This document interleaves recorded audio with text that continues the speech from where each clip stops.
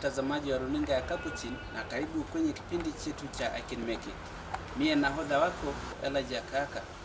Kipindi hiki kimekusudiwa kuangazia masuala zima la ulemavu katika jamii, jinsi jamii imekuwa ikijihusisha na masuala ya ulemavu, jinsi watu walemavu wanavyoshughulikiwa na jamii.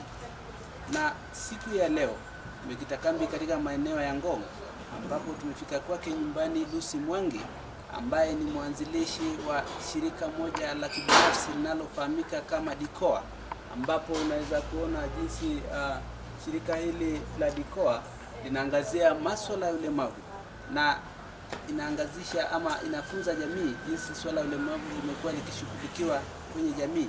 Kwa hiyo ungana nasi ili uweze kuyajua mengi kuhusiana na swala zima la ulemavu, na pia jinsi unavyoona tuko naye mwanae wa kwanza ambaye anafahamika kama Jeff, ambaye amepewa talanta ambaye ataweza kutuelezea jinsi alivyoanzisha talanta hiyo. Kwa hiyo ungana nasi, usiende mbali. Karibu sana dada Lucy.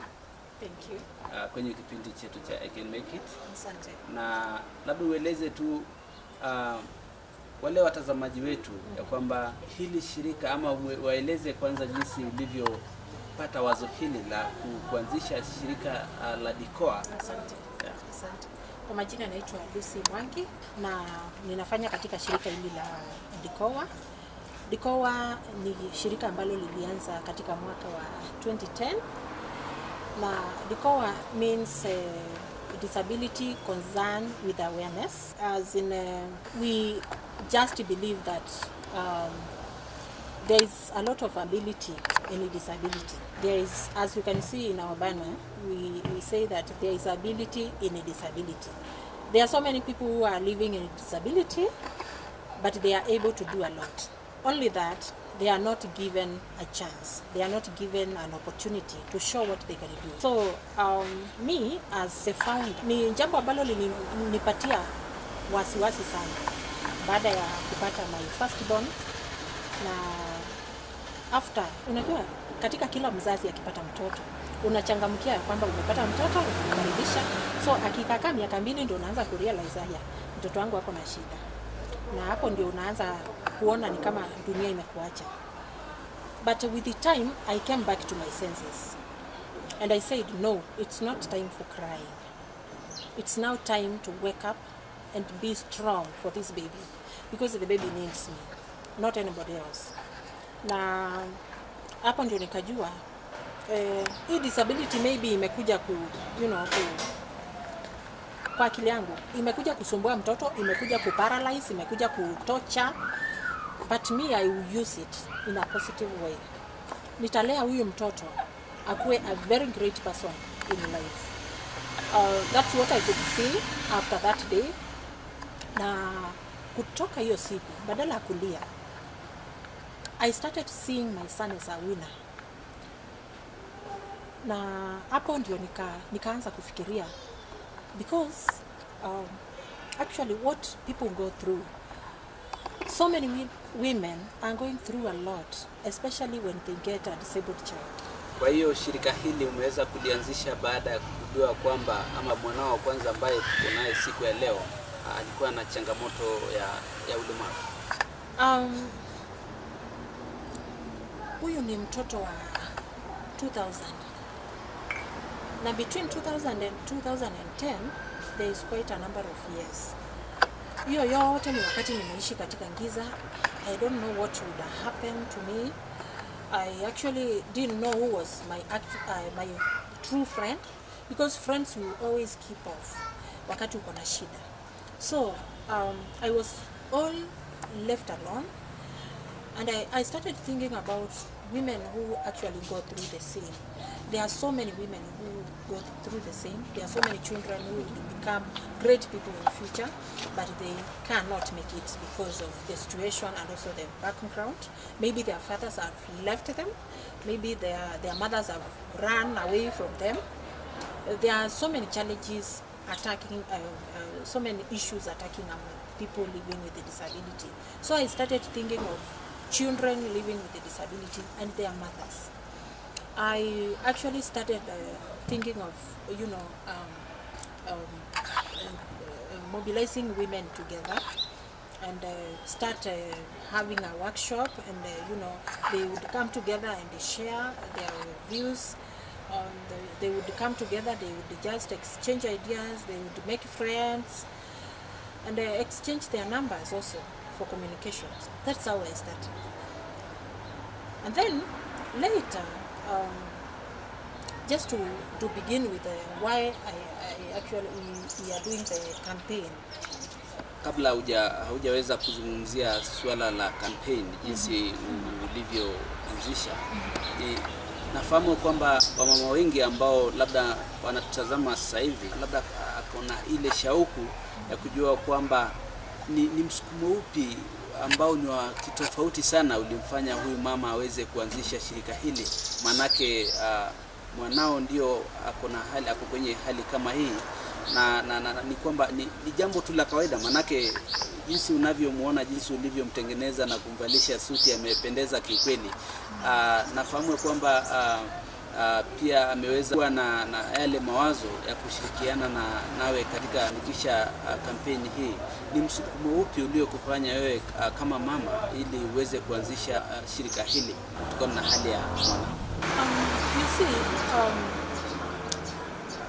there's something that I believe in, that I will never allow the devil to pin me down. Actually, whenever the evil one tells me that you cannot make it, I want to show him that I can make it. I can make it. So when I was going through a lot of pain and a lot of, discouragement, I sat down and I said, no, this is not the time to cry.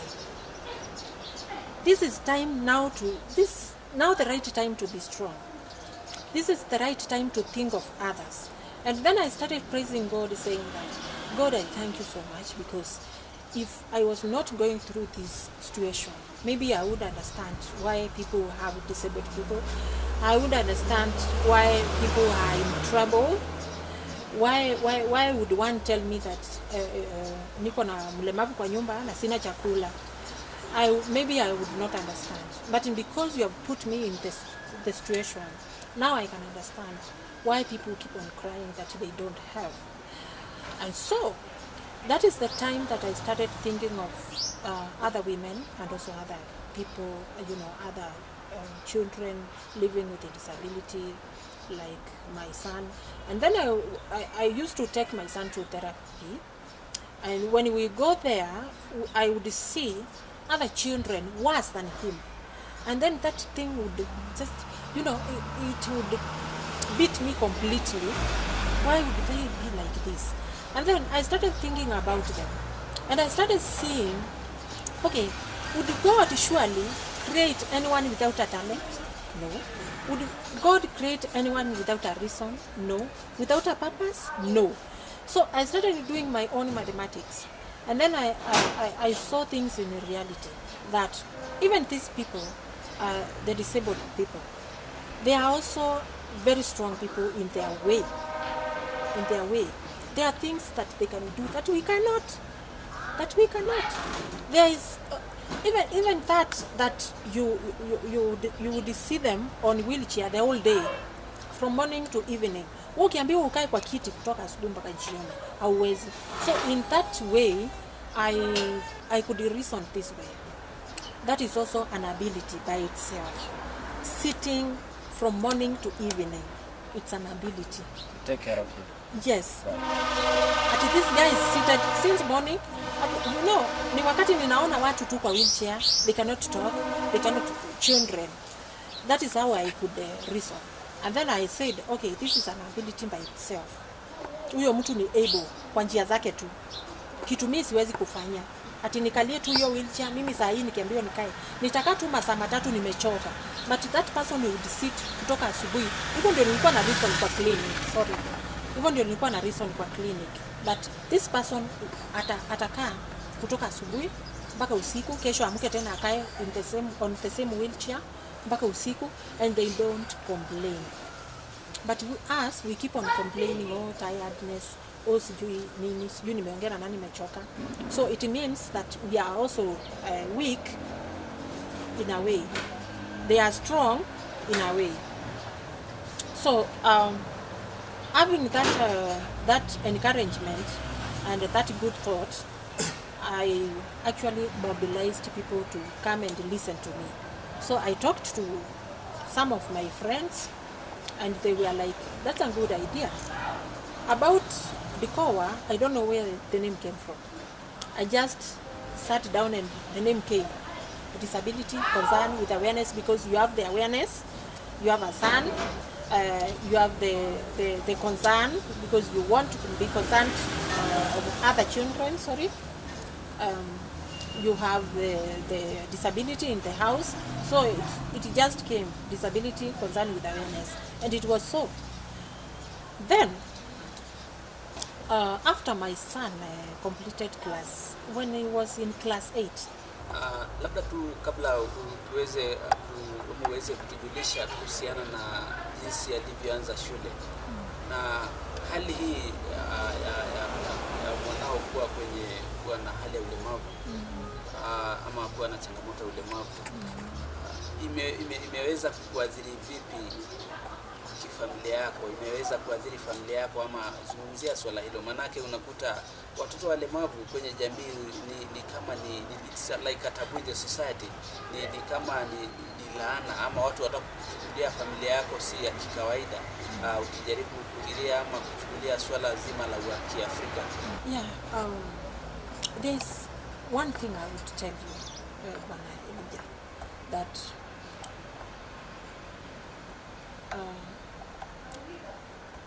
we are weak in a different way. There are people who panic and they misbehave. There are people who, get a shock and they are like misbehaving. We behave differently when we get a shock. So I would want to give just a little bit of my story, though. Yeah, you can just make it brief for us. Yeah. Initially, I wasn't Mrs. Mwangi. I was Mrs. Mutisia. Mutisia is the father of this boy. And you see, the moment that the boy was given a wheelchair, that day, he started showing his true colors. Only a wheelchair? Only a wheelchair. And there is something he told me. Was he to be given a wheelchair? Was he to be given a wheelchair? You didn't tell me. And me, I was like, hata mimi sikujua. Hata mimi nimeenda hospitali nikapata wheelchairs zinapeanwa na nikaambiwa ako kwa umri wa kupewa, na nikaulizwa badala kushindwa kibeba mgongo miaka 8, si tukupatia wheelchair? And I was like, yeah, I will go for it. So nikumaanisha hata waitembea. And me, I was like, mambo ya kutembea hiyo ni mambo ya Mungu. Si yangu. Sisi tutafanya tu pati yetu. Kama ni hospitali tupeleke, tukiambiwa ni dawa tununue dawa, mazoezi tupeleke, but hiyo ingine ya kutembea wache tuiachie Mungu. Then the guy changed completely, and the following day we just packed each and everything in the house and went. Sisi tumekipitia. Nimeteseka na hao watoto, nimekula vibaya, nimeomba. Because I also don't believe in kulalisha watoto njaa. It's not in me. Nimeomba.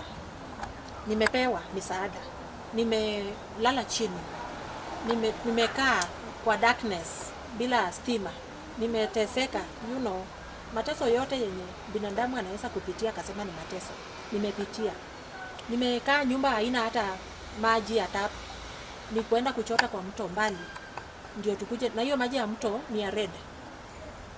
You cannot even dare kuoga nayo parts zingine because it will give you infection. That was some of my survival times. And in that situation, I never sat down and complained to God. all I could say to God is that, God, I thank you so much for this situation. It is teaching me a lot. This is a lesson to me. Surely, kama kuna watu wanaishi hivyo tangu wazaliwe and they never complain. Na mimi nimekaa tu kwa hii situation miaka kidogo. Na tayari nimeshachoka. I'm tired. Nimechoka kabisa. You know, help me God. That ile siku nitapata tu mwangaza hivi, nisaidie kusaidia wale ambao hawajiwezi. Nisaidie kusaidia wale ambao wako in such a situation. So in that situation, sikuwa nimefikiria mambo ya organization. No, I was just a very naive woman who just wanted to be married and that's it. But now, after mambo imeharibika kabisa, what do? I sit down and think. I started thinking of other people who are going through the same and they are not even able to knock at the church door and ask for food. Because me, I would do that. I don't believe in anger. So I started thinking of them and I started seeing there is an importance for these people to know the truth, for them to know that we are also able in a different way. Tunaenda mzikoni kidogo lakini usiende mbali.